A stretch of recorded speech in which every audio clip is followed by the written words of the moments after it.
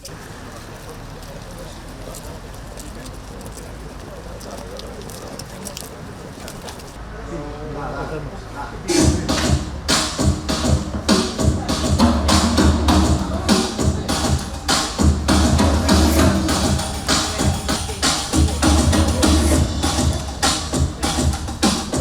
se encuentra en esta parcela que tiene forma rectangular y una... Colectivos de Vigo, las empresas constructoras. Estas son 172 novas vivendas, 37 millóns de euros.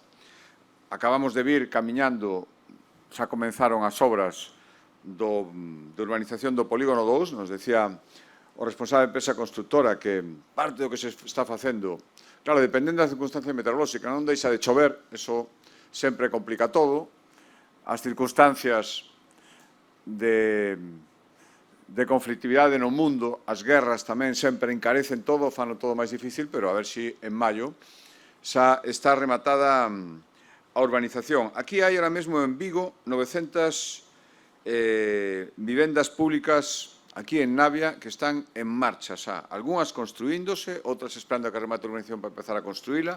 Estas empezan agora, 900 vivendas que xa non teñen volta atrás. Temos previsto o doble. Desas 900 vivendas, 309, algo máis da terceira parte. A terceira parte xa se están construíndo. Xa se pode ir vendo día a día estas cousas que se fan agora de simulación do ordenador, como van avanzando, o gallá que canto máis rápido, mellor. Están licitadas 215 e queremos licitar en pouco tempo, como se estamos facendo, outras 395. Xa están consignados os cartos, polo tanto, hai que empezar canto antes e hai que empezar, ademais, a utilizar cada vez máis as chamadas técnicas industrializadas que permiten, sin baixar a calidade, construir máis rápido. É un pouco máis caro agora, pero eu creo que vale a pena. E a construción vai ir por aí, e, por lo tanto, na construción da Xunta de Galicia estamos utilizándoas cada vez máis. Isto en Navia, pero aquí en Vigo non queremos limitarnos a Navia, fai falta máis vivenda. E, por lo tanto, hai que buscar outras zonas para seguir construindo, seguir medrando.